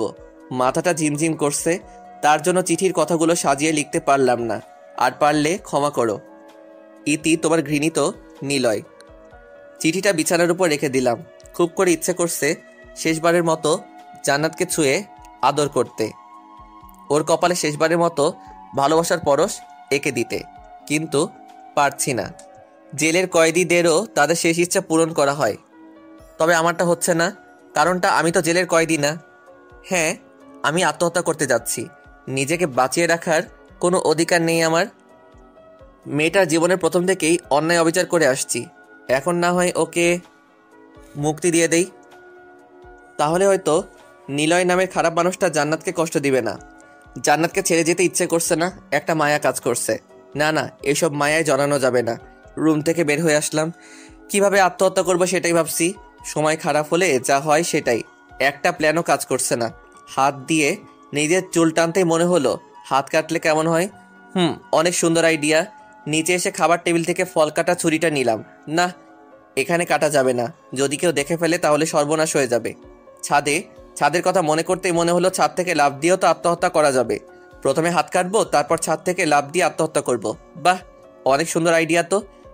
নিজের এমন পাগলামোকে সাপোর্ট করছি। আর দাঁড়িয়ে না থেকে ছুরি নিয়ে ছাদে চলে গেলাম। ছাদে ওঠার পর একপাশে বসে পড়লাম। আগের ক্ষতস্থান এখনো সারিনি। পাগলদের মতো হেসেই চলেছি। সবাই মৃত্যুর সময় কান্না করে, কিন্তু আমি হাসছি কেন? আগের ক্ষতস্থানেই পাগলের মতো ছুরি চালাতে লাগলাম। আগের ব্যথার স্থানে নতুন করে ব্যথা পাওয়ার ফলে অনেক কষ্ট হচ্ছে, কিন্তু তার থেকে কষ্ট হচ্ছে জান্নাতের কথাগুলো। কিছু সময় ধরে হাত কাটার পর ছাদ থেকে লাফ দেওয়ার জন্য প্রস্তুত হতে লাগলাম। শরীরে একদম শক্তি পাচ্ছি না। অনেক কষ্ট করে উঠে দাঁড়ালাম। শালার জীবনটাই বেদনার বলে এক পা এগোতে ধপাস করে পড়ে গেলাম। তারপর কি হয়েছিল জানি না।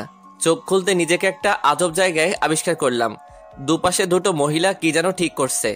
শালার পু পু করে কোথায়, শব্দটা একদম বিরক্তি করছে। মাথাটা নড়াতেই একটা মহিলা বলল, প্লিজ আপনি নড়াচড়া করবেন না। আমি নড়াচড়া করব নাকি নাচবো সেটা আমার ব্যাপার, তুই বলার কে? স্যার প্লিজ শান্ত হন। চুপ থাক। আমি এখানে কেন? আর তোরা দুজন কে?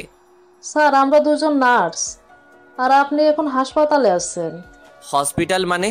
আমি তো মরতে গেছিলাম। ওই আমাকে এখানে আনলো কে? আল্লাহর কসম, তোদের দুজনের মধ্যে যদি কেউ এখানে আমাকে এনে থাকিস, তাহলে আমি নতুন করে আত্মহত্যা করার আগে তোদের আগে মারবো। কত কষ্ট সহ্য করে মরতে গেছিলাম। স্যার আমরা কেউ আপনাকে আনিনি। আমি তোর কোন জন্মের সাল লাগি? তোকে কখনো ক্লাস নিছি আমি? না স্যার। আবার স্যার? সরি, আপনি দয়া করে একটু অপেক্ষা করেন, আমরা ডক্টরকে ডেকে আনছি। আমাকে কিছু বলার সুযোগ না দিয়ে চলে গেল বেয়াদব কোথাকার। মন চাইছে দূর, কিছুই না। কিছুক্ষণ পর আগের দুটোর সাথে নতুন একটা আসলো। দেখে মনে হচ্ছে ডক্টরই হবে। এখন কেমন লাগছে? তুই কে এটা জিজ্ঞেস করার? আমি ডক্টর, আপনার চিকিৎসক। দেখ, আমার কিন্তু প্রচুর রাগ হচ্ছে। অনেক কষ্ট করে আত্মহত্যা করতে গেছিলাম, আর তুই আমাকে মরতে দিলি না। মন চাইছে তোকে সাথে নিয়ে আত্মহত্যা করি। আপনি প্লিজ আস্তে আস্তে কথা বলুন। তো আমি কি জোরে জোরে কথা বলছি? আর তোকে কেমন চেনা চেনা লাগছে? জি, আমি আপনাকে চিনি। তাহলে পরিচয় দিচ্ছিস না কেন? এটা পরিচয় দেওয়ার জায়গা না, আপনি রেস্ট নেন, আপনার সাথে পরে কথা হবে। তোকে এখন বলতে বললাম না? আপনারা চলুন। সবাই চলে গেল। ভাবছেন এভাবে কেন কথা বলছি? কারণ দুটো, ছেলেটাকে চেনা চেনা লাগছে, আর দ্বিতীয়, অনেক কষ্ট করে মরতে গেছিলাম। কতই না কষ্ট সহ্য করেছি, কিন্তু সব কষ্ট বিফলে গেল। মনে মনে ডক্টরদের গালি দিয়ে ওদের গোষ্ঠী উদ্ধার করছি। হঠাৎ রুমে সবাই এলো, মানে পরিবারের সবাই। আম্মু আমাকে দেখে কান্না করে দিল। কাছে এসে জিজ্ঞাসা করলো, বাবা এমন পাগলামি করতে গেছিলি কেন? আবেগের ঠেলায়। দেখ, মেজাজ খারাপ করবি না। আমাকে হাসপাতালে আনলো কারা? আমরা আনছি। তুই জানলি কি করে? জান্নাত বলেছে। আমার মৃত্যুতে তো ওর খুশি হওয়ার কথা, এখন আবার কান্না করছে কেন? গালে হাত দিলাম। কেন এমন কষ্ট দিচ্ছিস মেয়েটাকে? কি এমন করেছে জান্নাত যার জন্য আত্মহত্যা করার পথ বেছে নিলি? আমাদের তো একবার বলতে পারতি। একবারও কি তোর আমাদের সবার কথা মনে পড়লো না? চুপ করে আছি। কি হলো, চুপ করে আছিস কেন? ডক্টর চুপ থাকতে বলছে। তুই কখনো ভালো হবি না? আর কিছু না বলে আব্বু সবাইকে নিয়ে গেল। সবাই চলে গেলেও ফকিরনিটা এখনো দাঁড়িয়ে আছে। ওর জন্য আমি মরতে গেছিলাম। আহ, কি কষ্ট। আমার বাবু যদি তোর গর্ভে না থাকতো তাহলে তোকে যে কি করতাম রে। কি হলো, দাঁড়িয়ে আছিস কেন? নাকি আমাকে মেরে ফেলতে আসছিস? তোর মারা লাগবে না। শুধু আমি এখান থেকে বের হই তখন বাসার বাইরে গিয়ে আত্মহত্যা করব, যেন কেউ বাঁচাতে না পারে। তোরও এত এত আনন্দ হবে আমি মরে গেলে। থামো প্লিজ, থামো। আমার ভুল হয়ে গেছে তোমার কথা না শুনে। ছি, আমার মতো নিচু মানুষকে স্পর্শ করতে তোর হাত বাঁধলো না? একদম বাদলো না, কারণ তুমি আমার স্বামী। কিন্তু তুই আমার বউ না। স্বীকার না করলেও আমি তোমার বউ। দেখ, আমার কিন্তু ভালো লাগছে না। তুই বরং ওই বেটা ডক্টরকে পাঠিয়ে দে। তোমার কি অসুস্থ লাগছে? না, কাতুকুতু লাগছে। সেই রাত থেকে হসপিটালে আসি, একদম ভালো লাগছে না। রাত না, গত 48 ঘন্টা অবচেতন হয়ে এখানে আছো। কি? তোমার অবস্থা অনেক খারাপ ছিল, তাই ডক্টর বলছিল 72 ঘন্টার মধ্যে জ্ঞান না ফিরলে ওনাদের হাতে কিছু করার থাকবে না। এখানে তোমার গ্রুপের রক্ত ছিল না, অনেক খোঁজাখুঁজি করার পরেও পাওয়া যাচ্ছিল না। কিন্তু যখন অয়ন এখানে আসে তখন সে নিজেই তোমাকে রক্ত দেয় এবং তার কিছু সময় পর অপারেশন শুরু করে। অয়ন কে? ওই ডাক্তারটা। ডক্টরের নাম অয়ন তুমি জানলে কি করে? কারণ আমি রুবেল ভাইয়ার ছোট আন্টির ছেলে, যার সাথে আপনার বিয়েতে পরিচয় হয়। তুই সেই অয়ন? সরি, তুমি? তুই করে বলাতেই খুশি হচ্ছিলাম। আর ভাইয়া, কখনো আত্মহত্যা করার চেষ্টা করবেন না, এটাতে আপনার ক্ষতি প্লাস আপনার পরিবারের। তুই কি তখন মেডিকেল স্টুডেন্ট ছিলি? জি। আমাকে ছাড়া হবে কবে? আগামীকাল। এখন রেস্ট নেন, আমি যাই। তোর নাম্বার দিয়ে যা। অয়ন নাম্বার দিয়ে চলে গেল। আমি ফল কেটে দিচ্ছি, খেয়ে নাও। তোর হাতের ফল খাবো কেন? না খেলে আব্বুকে বলে দেব। তুই আমাকে ভয় দেখাচ্ছিস? তুমি যেটা ভাবো সেটাই। এখান থেকে বের হ। আগে খেয়ে নাও। বাধ্য হয়ে ফলগুলো খেতে হলো। পরের দিন হাসপাতাল থেকে রিলিজ দেয়া হলো। সারাদিন জান্নাত আমার পাশেই ছিল।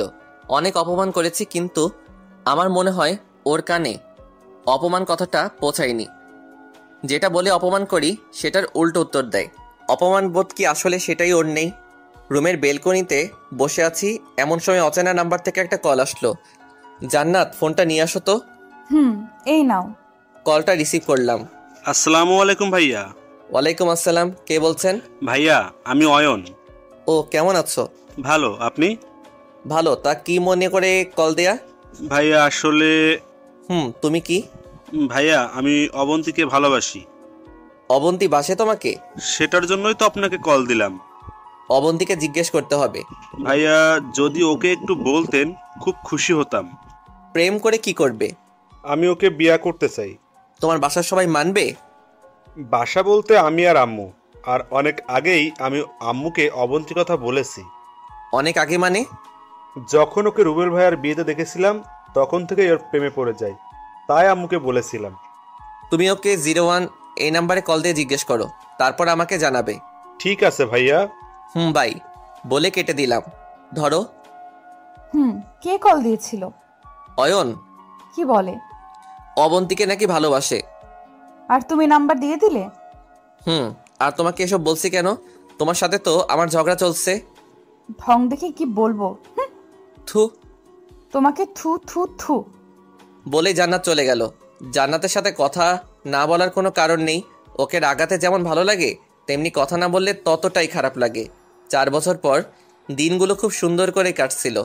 জান্নাতের সাথে রাগ, অভিমান আর আমাদের দুজনের মিষ্টি ভালোবাসা। তবে এখনও জান্নাতকে মাঝে মাঝে মামাতো বোন বলে রাগাতে খুব ভালো লাগে। তবে ওকে রাগানোর মুখ্য কারণ হলো জান্নাতের রাগী চেহারাটা দেখলেই নতুন নতুন অনুভূতি তৈরি হয়। বারবার ওর গালটা টেনে দিয়ে বলতে ইচ্ছে হয়, খুব ভালোবাসি মামাতো বোন। আর আগের মতো আমরা কেউ পাগলামি করি না। একটু রাগ অভিমান হলেই সুইসাইড করা লাগবে, এমন ধারণা অনেক আগেই মন থেকে মুছে গেছে। এখন যার দোষ হোক না কেন, রাতে একজন আরেকজনের থেকে সরি বলবে। আর আজ অবন্তীর বিয়ে, সেটাও অয়নের সাথে। সেদিন নাম্বার দেওয়ার পর থেকেই ওরা কথা বলতো। ওদের মধ্যে কেউ আমাদের বলতো না ওরা কি নিয়ে কথা বলে। আর এটা নিয়ে আমিও কিছু বলিনি, কারণ অয়নকে প্রথম দেখার পরে ছেলেটাকে খুব ভালো মনে হয়েছিল। মাঝে মাঝে রুবেলের থেকে শুনতাম ছেলেটা কেমন। আজ থেকে 1 সপ্তাহ আগে অবন্তী সবাইকে অয়নের সম্পর্কে বলল।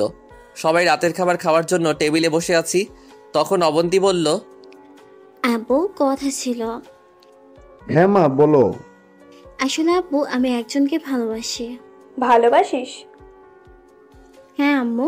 নাম কি তার? অয়ন। এই অয়ন আবার কে? আব্বু, তোমার মনে আছে নীল ভাইয়াকে একটা ডক্টর রক্ত দিয়েছিল এবং সেই ডক্টরই ভাইয়াকে চিকিৎসা করেছিল? হ্যাঁ, কিন্তু ওর কথা বলছিস কেন? ছেলেটা কি ওই ডক্টরের আত্মীয় হয়? আব্বু, সেই ডক্টর নামই অয়ন। তুই শুধু ভালোবাসিস নাকি ছেলেটাও? দুজন দুজনকে ভালোবাসি ভাইয়া। মারে, ভালোবাসি বললেই হয় না। ছেলেটার বাবা মা যদি তোকে মেনে না নেয় তাহলে বিয়ের পর কি হবে বুঝতে পারছিস? আম্মু, ওর বাবা নেই, অনেক আগে মারা গেছে।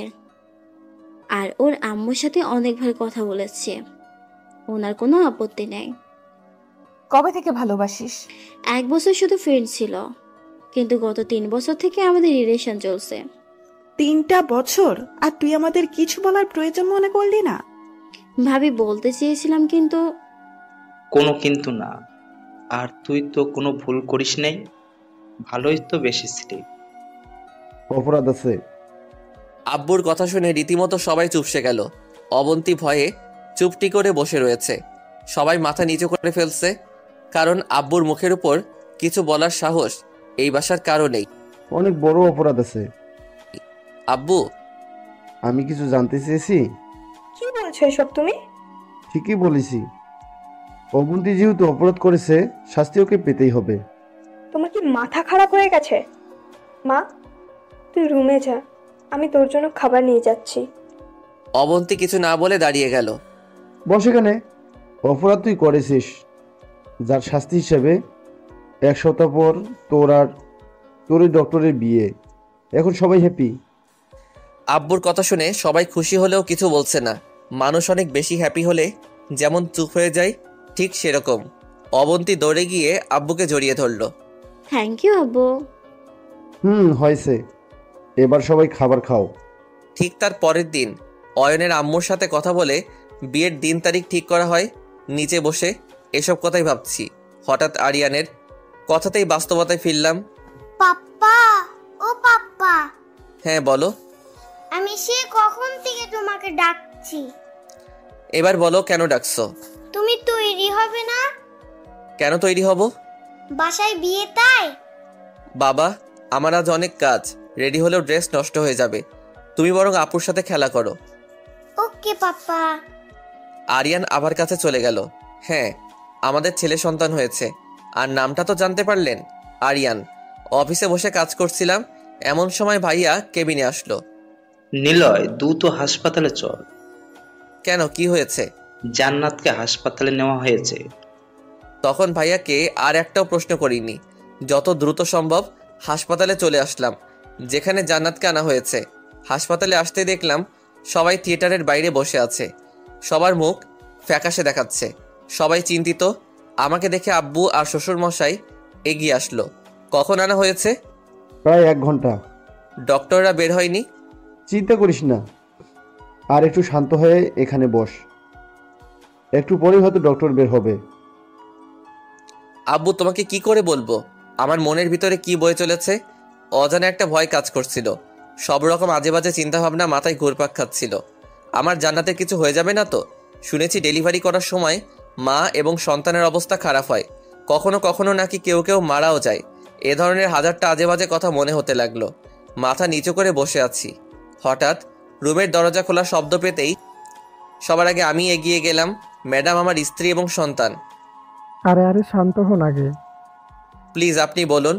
আপনার ছেলে সন্তান হয়েছে এবং মা ছেলে দুজনেই ভালো আছে। আমি কি দেখা করতে পারি? হ্যাঁ, একজন করে। ধন্যবাদ। তিনি চলে যাওয়ার পর একে একে সবাইকে রুমে পাঠিয়ে দিলাম। সবার শেষে আমিই যাব, কারণ শেষে গেলে সময় মতো বের হওয়া লাগবে না। সবার দেখা শেষ। নিলয়, এবার তুই যা। সবাই দেখেছো? হ্যাঁ। ঠিক আছে। রুমে ঢুকে দেখলাম আমাদের সন্তানটাকে দোলনায় শুয়ে রাখা হয়েছে, আর জান্নাত ওর দিকে তাকিয়ে আছে। আমাকে এখনো খেয়াল করেনি। একদম তোমার মতো কিউট হয়েছে, তাই না? তুমি এত দেরি করলে কেন?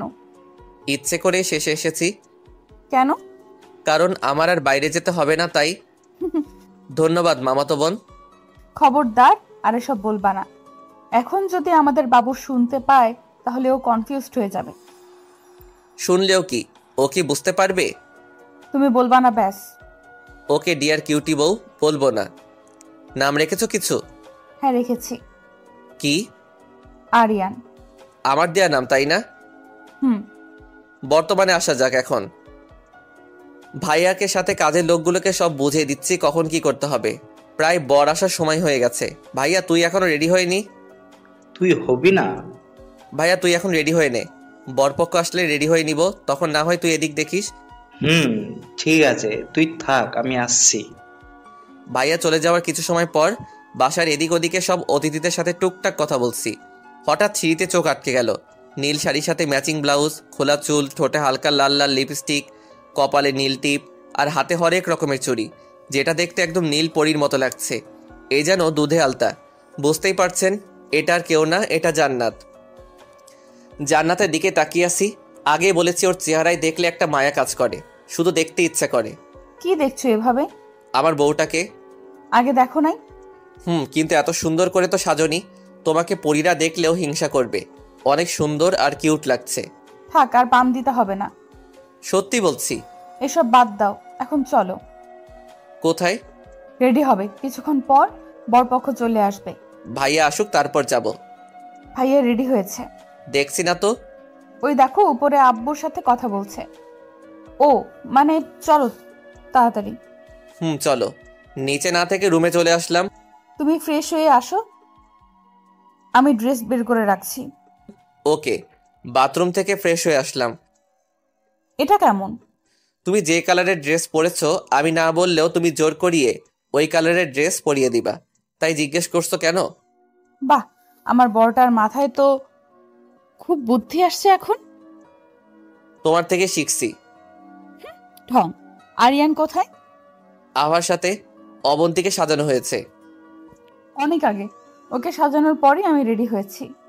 ও দেখো এই ঘড়িটা পরবে, বুঝলে? হঠাৎ করে বাইরে থেকে বর এসেছে আওয়াজ পেলাম।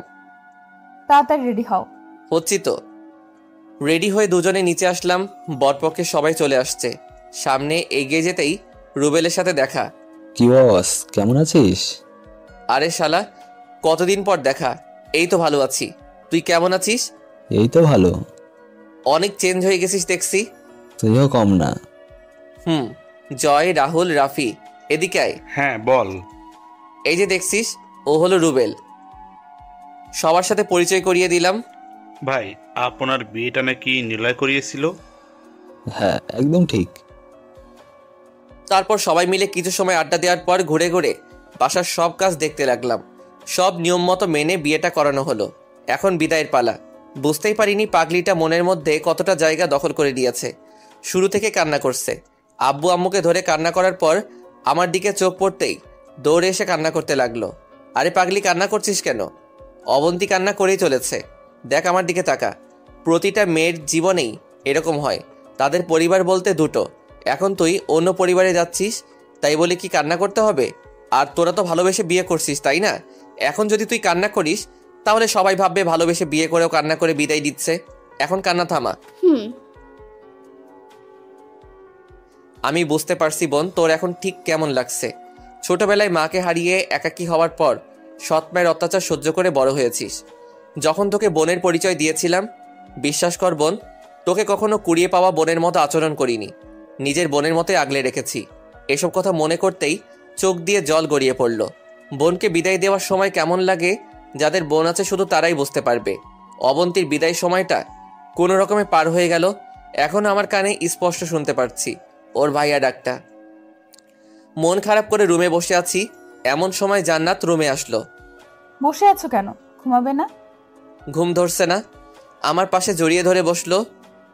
এই সময় সবার কষ্ট হয়, আমি বুঝতে পারছি।